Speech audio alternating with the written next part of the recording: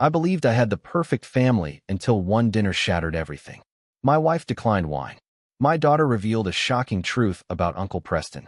And I uncovered a betrayal so intricate that it involved my own business, my brother-in-law, and secrets that stretched back decades.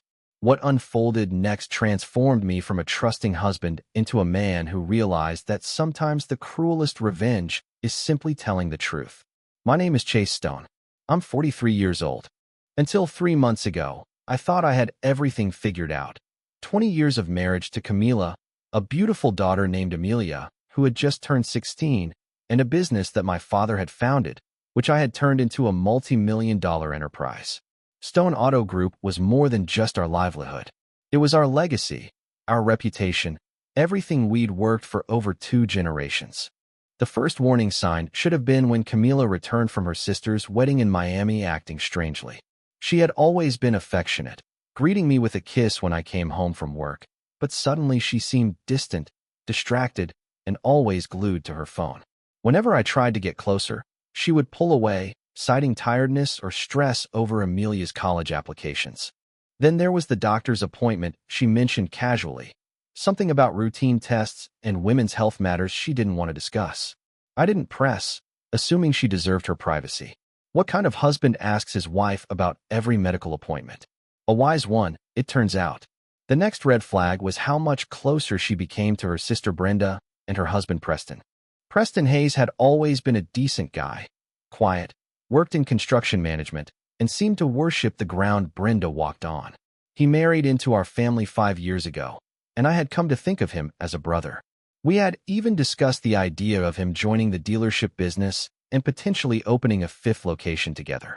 But lately, family gatherings felt different. Camila would light up every time Preston entered the room. She would make excuses to sit near him, laugh a little too much at his jokes, and touch his arm while talking to him. When I mentioned it once, she rolled her eyes and accused me of being jealous and paranoid. She said I was working too hard and seeing things that weren't there. Maybe she was right. Maybe I was paranoid. The auto business is cutthroat, and when you're successful, everyone wants a piece of what you've built. I'd been dealing with a hostile takeover attempt by a national chain, fighting to keep our family business independent. The stress was getting to me, making me question everything and everyone. But then came the night that changed everything. Camila told me we were having a big family dinner at Romano's, our usual spot for celebrations. Nothing special, she said, just wanted to bring everyone together.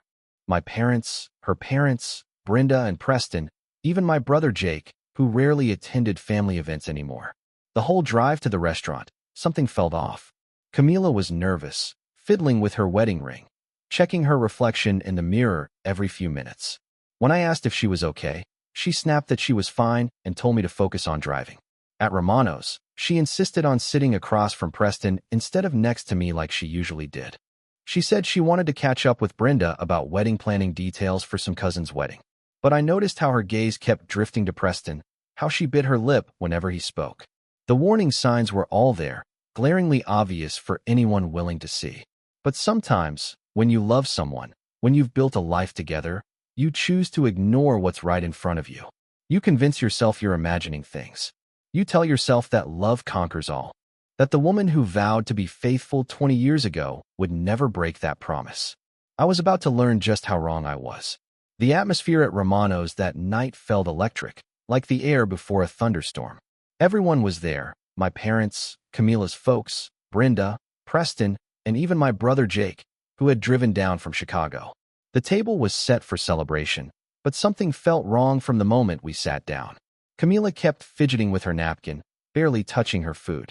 When the waiter came around offering wine, she quickly placed her hand over her glass. "No wine tonight, honey?" I asked, trying to sound casual. Camila Stone forced a smile. "Just not in the mood." That's when it hit me. My wife never turned down wine at family dinners. Never. She always ordered the house red. Always made a toast to family. But tonight was different. And suddenly, all those doctor's appointments made sense. I felt my chest tighten as the pieces started to fall into place. The distance, the secrecy, the mysterious medical visits. My mind raced through possibilities until it settled on the most obvious explanation. Or maybe, I said loud enough for the entire table to hear. It's because you're taking antibiotics for gonorrhea from your cruise. The table fell silent. Forks stopped midair. Conversations died mid-sentence. My mother gasped, nearly dropping her water glass. Camilla Stone's face drained of color. Chase, what are you talking about? Don't play dumb with me, I said, my voice steady despite the rage building inside me. The mysterious illness, avoiding intimacy, all those doctor visits you wouldn't discuss. Preston Hayes shifted uncomfortably in his seat, his eyes darting between me and Camila. Brenda Hayes looked confused, glancing between her sister and her husband. You've lost your mind, she whispered. Camila Stone's voice trembled as she spoke. This isn't the place. My father cleared his throat. Son, maybe this isn't the right time. No, Dad, I interrupted, keeping my gaze locked on Camila. This is exactly the right time. Let's talk about honesty and family values. The waiter approached our table, likely drawn by the tension, but quickly backed away when he saw what was unfolding. Chase Stone, stop this now. Camila Stone hissed through clenched teeth. You're embarrassing our family. Embarrassing our family? I scoffed bitterly. That's rich, coming from someone who... Daddy, Amelia Stone interrupted, her 16-year-old voice cutting through the tension. Are you talking about Uncle Preston? Time seemed to freeze.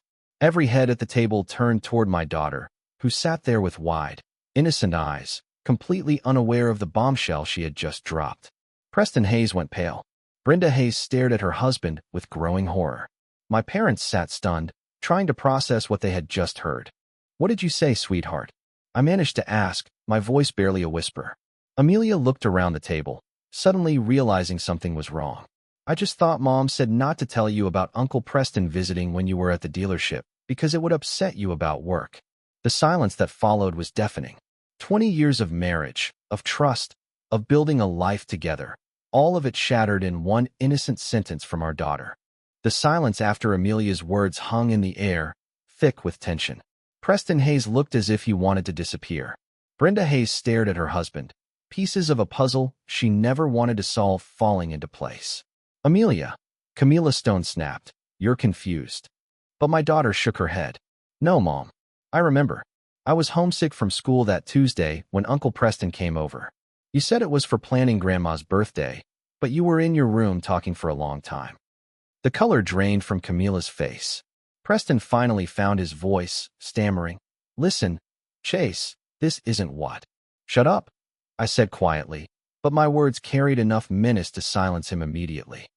Don't you dare try to explain this away. My father reached across the table. Son, let's take this outside. No, Dad, I said, standing slowly, my chair scraping against the floor. Everyone needs to hear this.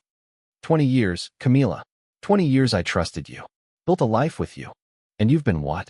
Sleeping with my brother-in-law behind my back?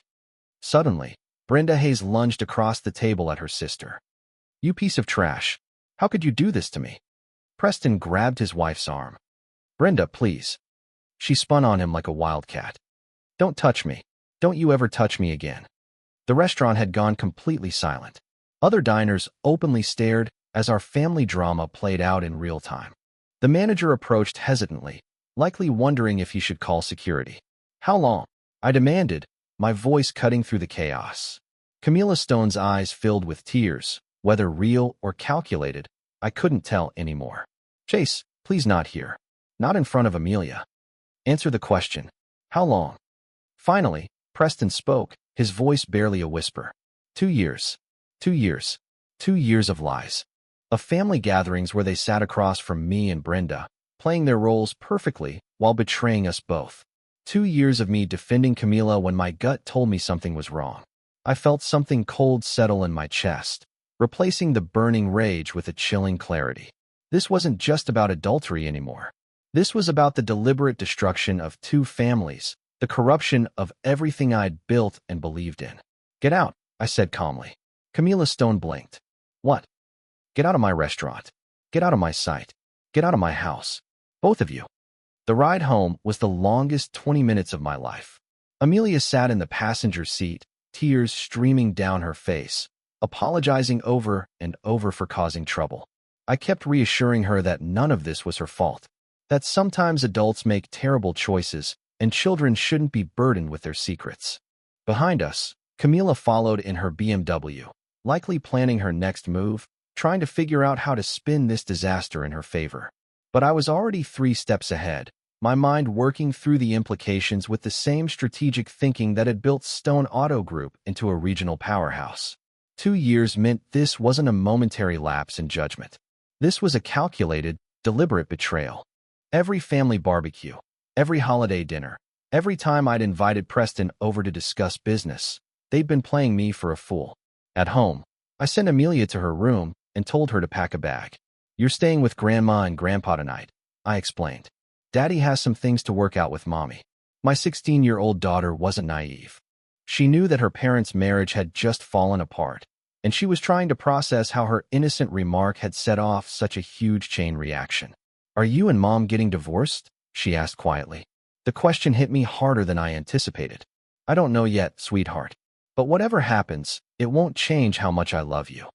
After dropping Amelia at my parents' house, I headed back home to find Camila pacing in the living room like a trapped animal. She had changed out of her dinner dress into jeans and a sweater, her "I'm just a regular mom" disguise.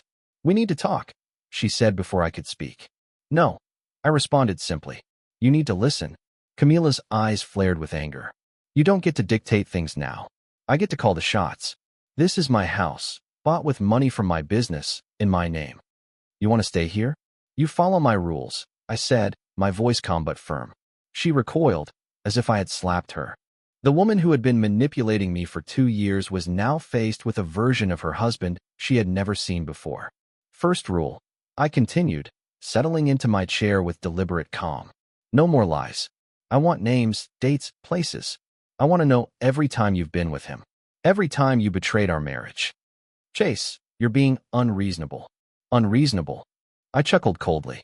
"I haven't even started being unreasonable yet."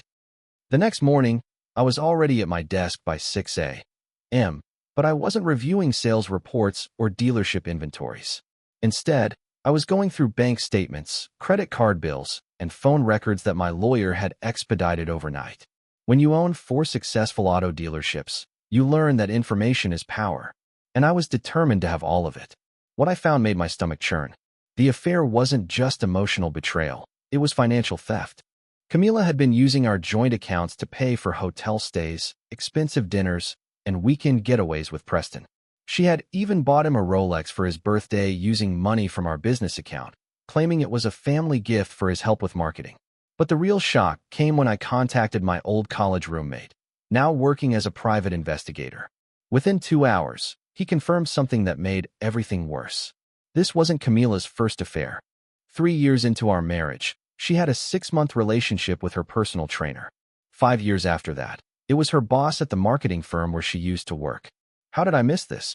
I asked myself, staring at photographs and hotel receipts that painted a picture of systematic deception stretching nearly 2 decades. My phone buzzed with a text from Brenda Hayes. "Can we meet? I found something in Preston's Things You Need to See." An hour later, we sat in a coffee shop downtown, both looking like survivors of a natural disaster. Brenda's eyes were red from crying, but there was a steely determination in her voice when she spoke. "I've been going through his computer," she said, sliding a flash drive across the table. "There are emails, Chase. Hundreds of them, going back 3 years." I plugged the drive into my laptop, and the blood drained from my face. The emails weren't just romantic exchanges. They were detailed plans. Plans to slowly drain money from both of our families. Plans for Camila to push me into making Preston a partner in the dealership business. Plans to eventually run off together with everything they could liquidate. "They've been playing the long game," I said quietly. Brenda Hayes nodded, her jaw tight. "But here's the thing that really burns me up," she added. "Look at this email from last month." I scrolled to the message she indicated, and my hand clenched into a fist. Camila had written to Preston about how boring and predictable I'd become, how she deserved better than being trapped in suburban mediocrity with a man who only cared about car sales. The woman I had loved for 20 years, the mother of my child, had been methodically dismantling our life while mocking everything I'd built to provide for our family. "What do you want to do?" Brenda asked. I closed the laptop and looked at my sister-in-law, now my partner in seeking justice. I want to destroy them both legally, financially, and socially. They want to play games with our lives. Let's show them what real consequences look like. By noon, I had 3 attorneys, a forensic accountant, and a public relations firm working for me. The beauty of owning successful businesses is that you develop relationships with the best professionals in every field. When you need to fight a war, you call on the cavalry. My divorce lawyer was ruthless and brilliant. She had already filed papers to freeze all joint accounts, prevent Camila from accessing her safe deposit box, and set up temporary custody arrangements that heavily favored me. But the real genius was her suggestion to immediately remove Camila from all business accounts and insurance policies. She doesn't know it yet, the lawyer explained. But as of this morning, she has no access to credit cards, no health insurance, and no legal claim to any business assets. The prenup you signed 20 years ago is ironclad. The forensic accountant had found something even more damaging. Using business funds for personal affairs wasn't just adultery, it was embezzlement. Every hotel room, every expensive dinner, every gift purchased with company funds could be considered theft. But I wasn't just playing defense. I was going on the offensive in ways that would hit both of them where it would hurt the most. Preston Hayes worked as a project manager for a large construction firm. A single phone call to their CEO, explaining that an employee was embezzling funds through fraudulent expense reports, would destroy his career in an instant. The construction industry was small and tight-knit. Once word got out that he couldn't be trusted, he'd never find work again. For Camila, the social destruction would be more sophisticated. She prided herself on being a pillar of the community, serving on charity boards, and hosting fundraising events. My PR firm was already preparing a carefully worded statement about personal betrayals and financial irregularities that would ensure she'd never be welcomed in those circles again. My phone rang. Camila's name appeared on the screen. Chase Stone speaking. I answered coldly. Chase, please. We need to talk. Her voice was desperate now, probably because she realized her credit cards weren't working. No, we don't. Talk to my attorney. Her name is Jennifer Walsh at Walsh & Associates. She'll explain your new reality. You can't just cut me off. I have rights. You had rights when you were my faithful wife. Now, you're just someone who stole from my business and betrayed my trust. You'll be lucky if I don't have you arrested. I hung up and turned back to my computer. There was still work to be done. The final piece of my strategy involved Amelia. My daughter needed to understand what had really happened, not the sanitized version Camila would try to feed her. She was 16, old enough to handle the truth about her mother's choices. That evening, I sat down with Amelia at my parents' house and showed her the evidence. Not the explicit details, but enough financial records and timelines to make it clear that this wasn't a momentary mistake. This was years of calculated betrayal. I'm sorry you had to learn about this, I told her. But you deserve to know why our family is falling apart. And you deserve to know it's not your fault. My daughter looked at the papers, then at me. What happens now, Dad? Now we rebuild. Without the people who don't deserve to be part of our lives. 3 days into my systematic dismantling of Camila and Preston's lives, I received a call that changed everything. My private investigator's voice was grim when he delivered news that made my blood run cold. Chase, you need to sit down for this. I've been digging deeper into Preston's background, and there's something you need to know about your daughter. My heart stopped. What about Amelia? The timeline doesn't add up. I pulled medical records legally through proper channels and verified dates. Amelia was born in March 2008, which means she was conceived in June 2007. According to your credit card records, that's when Camila took that solo trip to visit her college friend in Denver. The room started spinning. What are you saying? I'm saying Preston Hayes lived in Denver from 2006 to 2008. He was working construction there before he moved back here and met Brenda. The timing is too perfect to be a coincidence. I hung up and stared at the wall, trying to process what I had just learned. The daughter I had raised for 16 years, the girl I taught to drive, helped with homework, and walked to school every morning, might not be mine biologically. The thought hit me like a physical blow. But even as that thought struck, another voice in my head pushed back. Biology doesn't make a father. Love and dedication do. 16 years of midnight fevers, soccer games, and bedtime stories. That makes a father. Still, I needed to know the truth. For legal reasons, if nothing else. If Preston was Amelia's biological father, it would complicate everything. custody, inheritance, and child support. The DNA test was simple. A cheek swab from Amelia during what she thought was a routine doctor's visit. Another sample from Preston, obtained through a coffee cup my investigator retrieved from his workplace. The waiting was torture. Meanwhile, Camila had been trying to reach me constantly. Desperate voicemails about needing to explain everything and work things out for Amelia's sake. She'd even shown up at the dealership, causing a scene that required security to escort her out. When the DNA results arrived, I opened the envelope with hands that trembled slightly. The words swam before my eyes. Probability of paternity, 0%. Relief flooded through me so intensely that I actually laughed out loud. Amelia was mine. No matter what else Camila had done, no matter how many lies she'd told, my daughter was my daughter. But that relief quickly morphed into something colder and harder. Camila had let me believe for 16 years that there was even a possibility of doubt. She had kept the secret of that Denver trip, knowing it aligned with her affair timeline, and never said a word. I picked up my phone and called my attorney. Jennifer, I need you to add something to the divorce filing. Intentional infliction of emotional distress. And I want the DNA evidence included in our custody case. The nuclear option was now on the table. Camila had escalated this beyond simple adultery into something akin to psychological warfare. It was time to respond in kind. That evening, I sat down with Amelia for the hardest conversation of my life. She deserved to know what her mother had done. More importantly, she needed to hear from me that none of it changed how I felt about her. No matter what your mother did, no matter what she says, or what anyone else says, you're my daughter. Period. End of story. Amelia hugged me so tightly that I could barely breathe. I love you, Dad. I love you too, kiddo. More than you'll ever know. The next morning, I received news that Preston Hayes had been arrested. The fraudulent loan documents, combined with evidence of embezzlement from his construction company, had led to felony charges that could send him to prison for 5 to 10 years. Camila, meanwhile, had hired her own attorney, a shark named Davidson, who specialized in high-conflict divorces. His first move was to demand an emergency hearing regarding my financial abuse and parental alienation of Amelia. The courtroom battle was swift and decisive. My attorney presented evidence of Camila's systematic theft from business accounts, her fraudulent use of credit cards, and her conspiracy with Preston to commit loan fraud. The judge's expression grew more stern as the evidence piled up. Mrs. Stone, the judge said finally, given the evidence of financial misconduct and the clear pattern of deception, I'm ordering supervised visitation only until these criminal matters are resolved. Camila's face went white.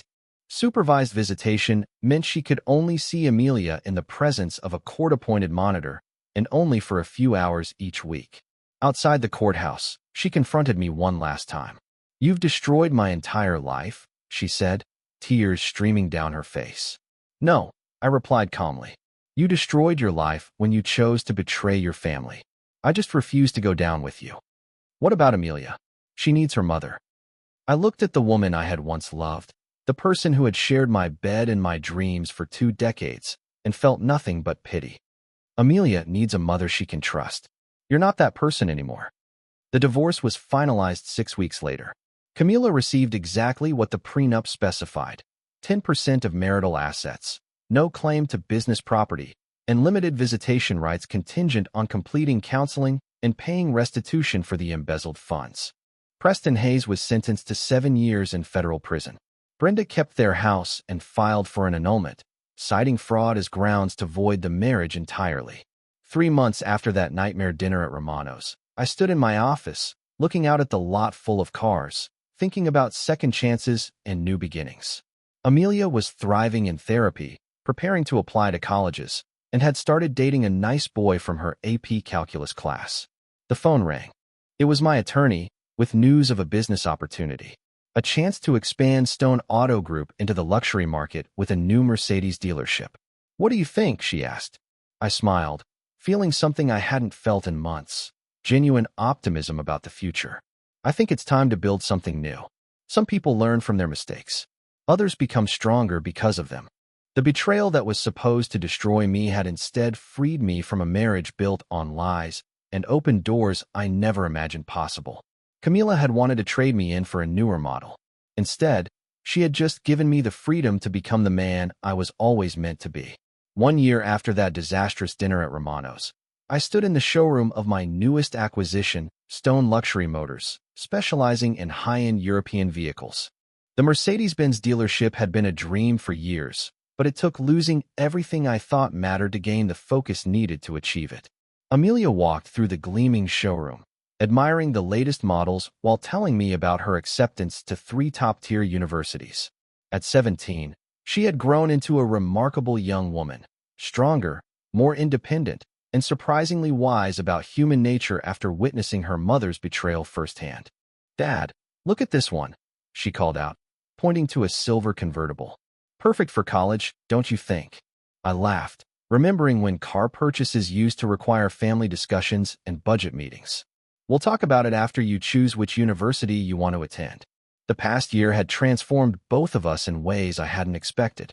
Amelia had initially struggled with anger toward her mother, but therapy had helped her understand that Camila's choices reflected her own character flaws, not Amelia's failures as a daughter.